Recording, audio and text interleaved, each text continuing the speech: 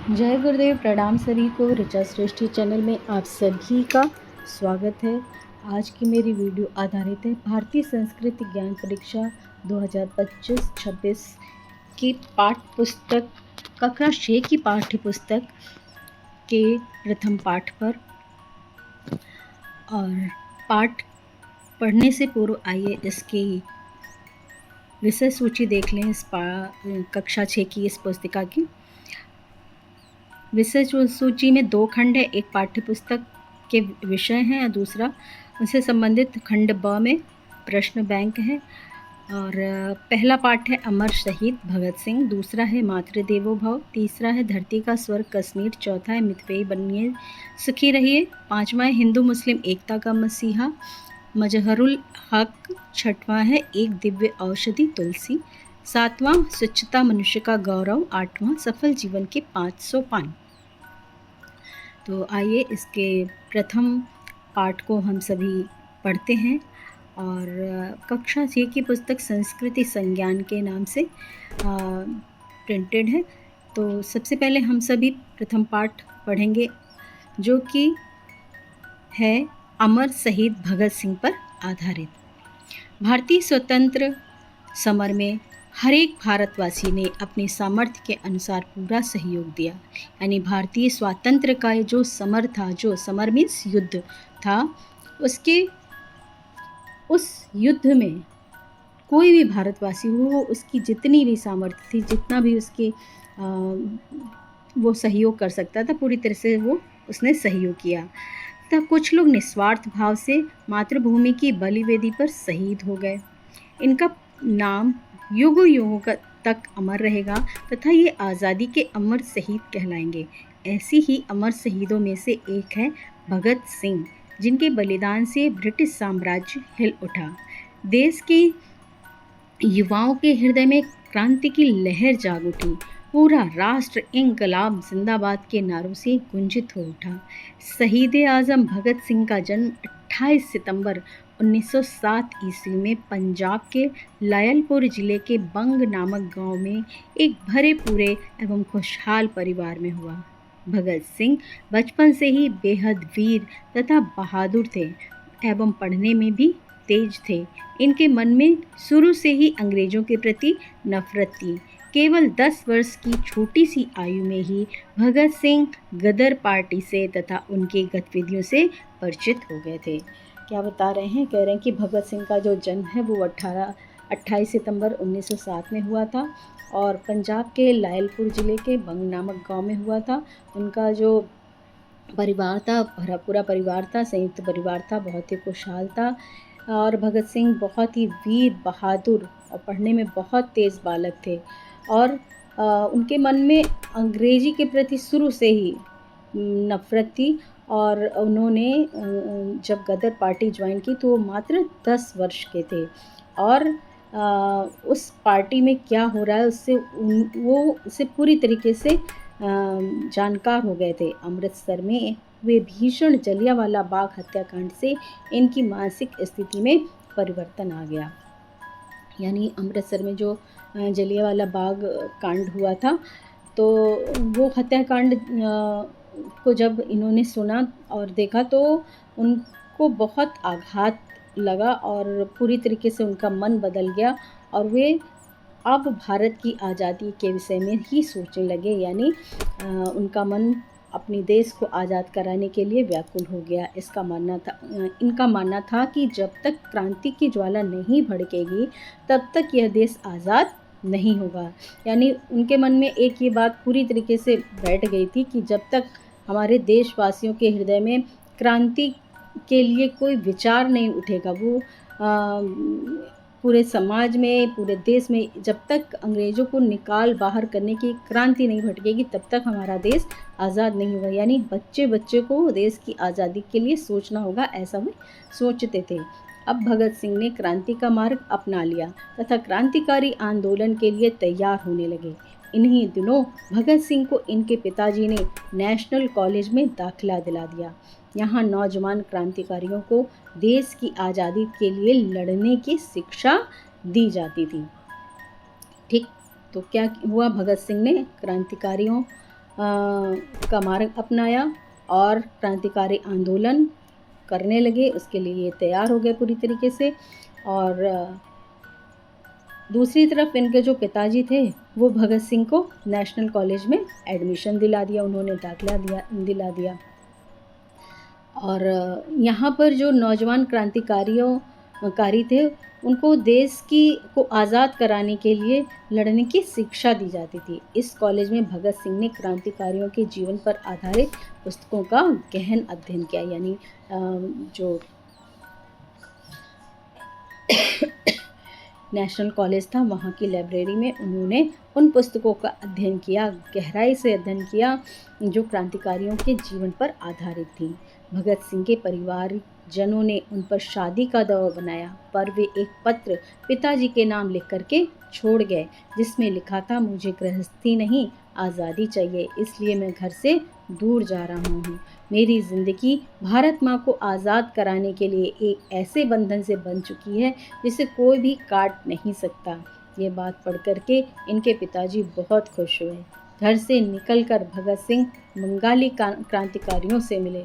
भगत सिंह प्रताप नामक अखबार में अपने लेख लिखने लगे।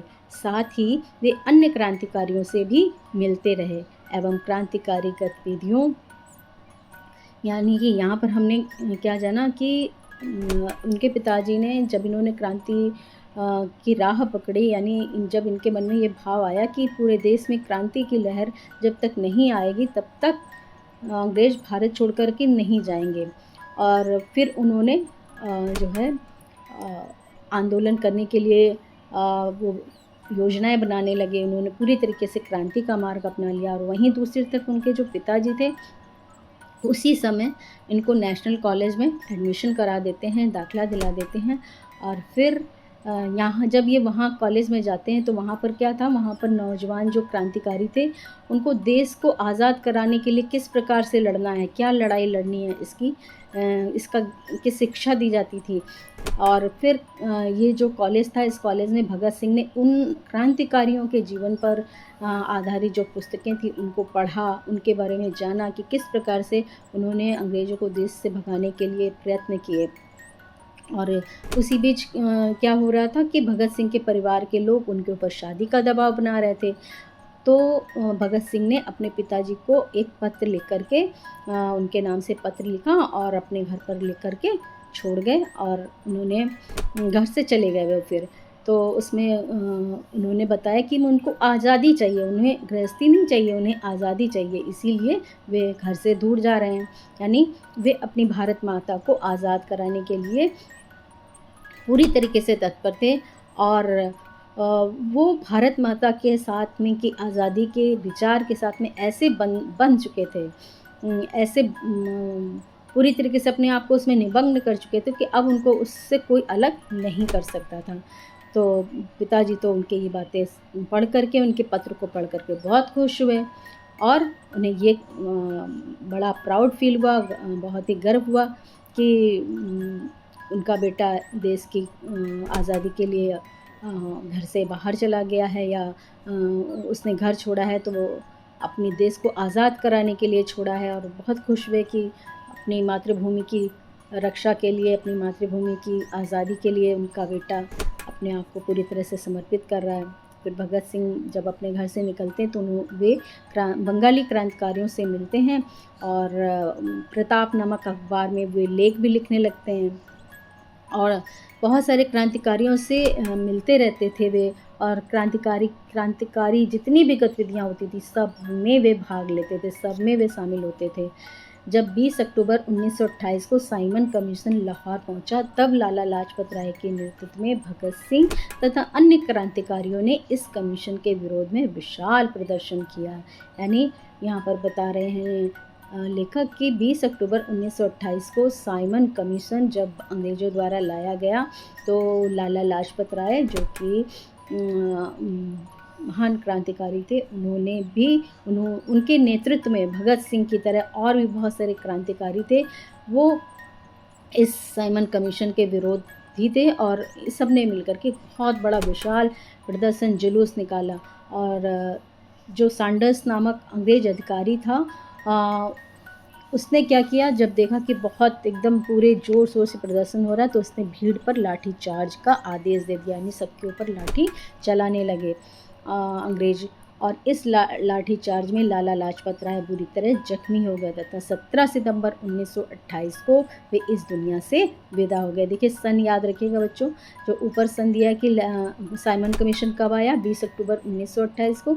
उसी तरीके से लाला लाजपत राय जो कि सैंडर्स की लाठीचार्ज से घायल हो गए थे पूरी तरीके से, उनके जो है उनके विषय में भी प्रश्न पूछा जा सकता है ना, कि वो कब इस दुनिया से चले गए या कब उनकी मृत्यु हुई। तो 17 नवंबर 1928 को हुई। देखिए एक चीज़ यहाँ पर और बता दूँ कि 1928 साइमन कमीशन आया, 1928 में ही उनकी मृत्यु हुई।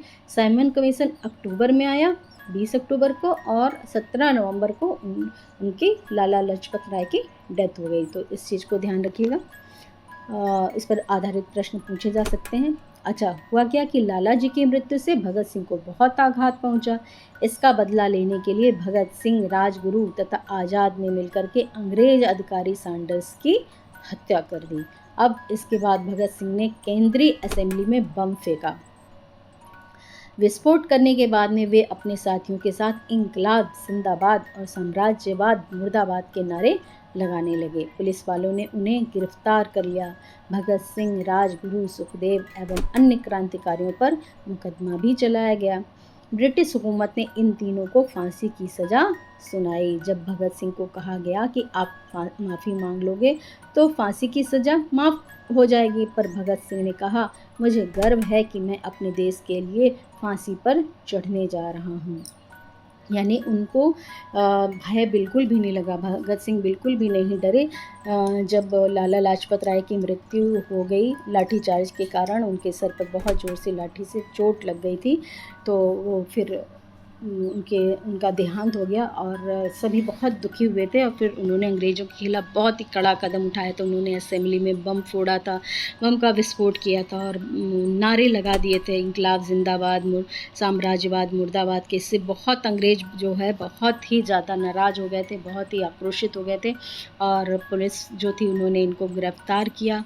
तो इनके साथ साथ अन्य क्रांतिकारियों पर भी मुकदमा चला और फिर अंग्रेज सरकार ने इन 3 लोगों को फांसी की सज़ा सुना दी। तो जब भगत सिंह को कहा गया कि आप माफ़ी मांगो, तो उन्होंने बोला, नहीं, मैं माफ़ी नहीं मांगूंगा, भले ही मेरी फांसी की सज़ा माफ़ हो या ना हो, मुझे ये गर्व है कि मैं अपने देश के लिए फांसी पे चढ़ने जा रहा हूँ। और फिर 23 मार्च 1931 को इन तीनों को फांसी पर चढ़ा दिया गया।